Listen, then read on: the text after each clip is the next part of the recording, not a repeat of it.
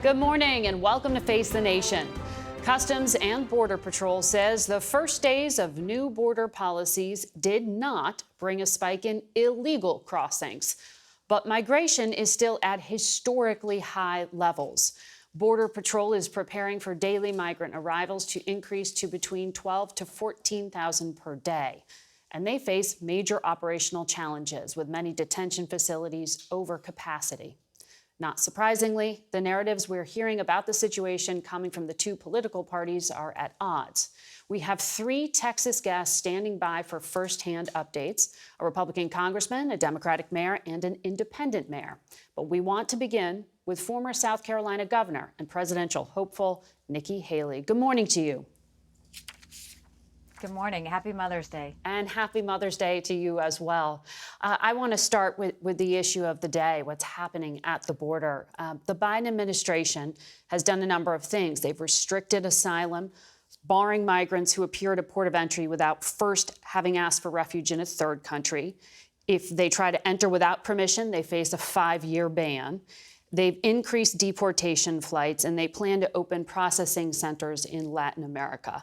Do you support any of that? Well, I'm just surprised it took them so long. You know, if you look at the fact that it wasn't broken to start with, they broke it. 5 million illegal immigrants have crossed the border. I went with Congressman Gonzalez 400 miles along that border, and what I saw was unbelievable. You have ranchers that get up and get their coffee in the morning and go see if someone died crossing the fence. They pick up any little kids left over and take them to Border Patrol. When you talk to sheriffs say before 7 a.m. they've rounded up illegal immigrants, turn them over to Border Patrol, who documents them and then releases them until their court date 3 or 4 years from now. You ask Border Patrol what they do, and they said, we're glorified babysitters. We need to let them do their job. We've got to enforce some things, and we should do what I did when I was governor, which is pass one of the toughest immigration laws in the country and do a mandatory E-Verify program that says no businesses can hire anyone that's in this country illegally. Okay, just for context, there is a global migration crisis, as you know. But for decades, Congress has failed to enact any kind of significant immigration reform, including during the Trump administration when there was unified Republican control. How different would it be? Why would it be any different if you were in charge? Well, first of all, I'll tell you, this is a crisis created by Republicans and Democrats. This very much should have been dealt with a long time ago, and it wasn't. What I would do is, first of all, do the mandatory E-Verify. I would defund sanctuary cities. I would go back to remain in Mexico because no one wants to remain in Mexico. I would fire the 87,000 IRS agents that are going after Middle America and put 25,000 Border Patrol and ICE agents on the ground. And instead of catch and release, let's go to catch and deport. We have to be serious about the fact that we are a country of laws. And the second we stop being a country of laws, we give up everything this country was founded on. But as you know, deportation is problematic to countries where the U.S. has strained relations, like Venezuela and Cuba. So even if you catch, you can't necessarily deport. So for Cuba and Venezuela, would you keep those Trump-era sanctions on those countries which are already economically distressed? And some would say the sanctions make it even worse, sending migrants here. We always want to take care of people who have been persecuted, but we've got to take care of Americans first. We've got to start looking at the fact that every state's a border state, that we've had enough fentanyl cross the border that would kill every single American. The #1 cause of death for adults 18 to 49 is fentanyl. Why don't we focus on that first? We can't take care of anybody else if we can't take care of ourselves. So you would keep the sanctions on those countries, is what I hear. I think we need to stop the bleeding of the border and completely do immigration reform before we can think of taking anybody else into this country. How would you change America's asylum policies? Because many of those people coming to these ports of entries are doing it legally. They are asking for protection.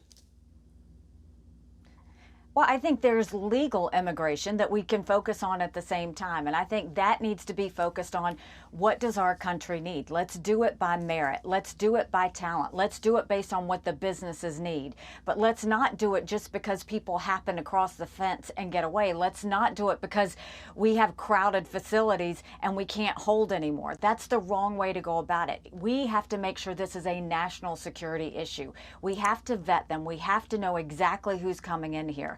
Iran has said that the easiest way to get into America is through the southern border. We shouldn't wait for another 9/11 to realize that Republicans and Democrats have to get in a room and figure out immigration reform and start working for the American people instead of the other way around. Would you revive President Trump's policy of separating migrant children from their parents as deterrents? It should never get to that point. No, we should not be separating families, but we shouldn't be taking families that we don't have any control over. That's the biggest issue. Is no one wants to be inhumane about this. I saw when I was at the United Nations what happens to these people who are trafficked. I mean, if a child loses a shoe, they just leave the child there. If a person gets sick, they leave them to die. So we shouldn't be waving the green flag in the first place. This started when Biden took office and said America is open. We never should have had that happen. Well, migration has been spiking for years now. But let me ask you about another issue, and that is abortion. It is legal in your state of South Carolina up to 20 weeks post-conception, which is a law that you signed back in 2016 when you were the governor. There are exceptions if a mother's life's in danger or the fetus cannot survive. Do you want that to be the national standard?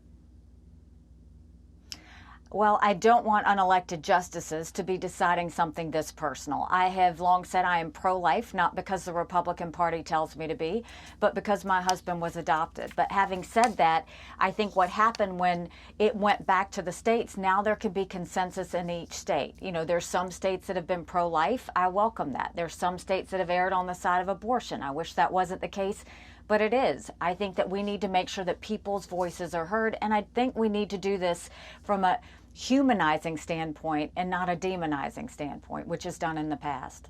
Okay, so the law you passed in South Carolina, you would not necessarily want as the national standard. Well, the law in South Carolina was the furthest we could get it at the time. That was before Roe was overturned. For a national standard, I think we have to tell the American people the truth. In order to do a national standard, you'd have to have a majority of the House, 60 Senate votes, and a president.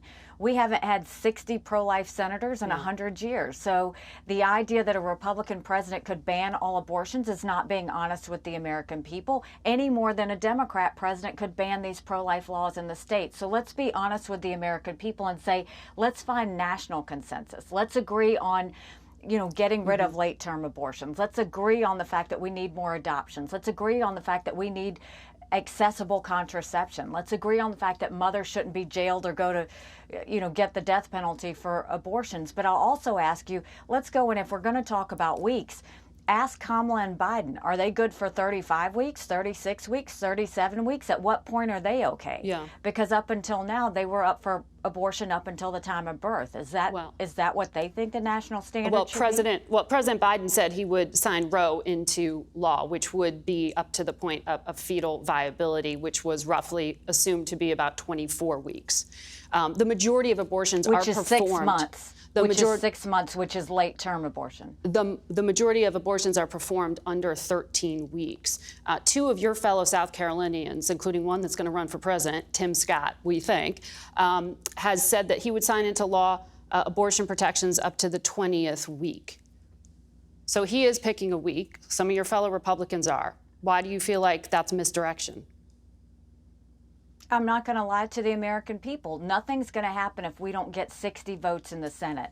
We're not even close to that on the Republican or the Democrat side. Why try and divide people further? Why not talk about the fact that we should be trying to save as many babies as possible and support as many mothers as possible? I think the media has tried to divide them by saying we have to decide certain weeks. In states, yes. At the federal level, it's not realistic. It's not being honest with the American people. I want to ask you, as a conservative woman, do you think it undermines your party if the Republican frontrunner is someone who was just found liable, legally liable, for sexually abusing a woman? I have always said that anyone that feels like they have been sexually assaulted in any way should come forward and have their voice heard. I also think anyone that's been accused should be able to defend themselves. I was not on the jury. I am not the judge. I think that both of them had their voices heard. There has been a verdict and there's been an appeal. President Trump was that's for offered Trump to defend, and that's Trump to decide that. He gave a deposition, but he didn't go in to defend himself, and it was a jury that came to this conclusion. Are you drawing into question the legal findings? No, I said there's a verdict, and I think there's been an appeal, and I think it stands where it stands, and I think the American people need to make a decision based on that. All right. Nikki Haley, thank you for coming on today.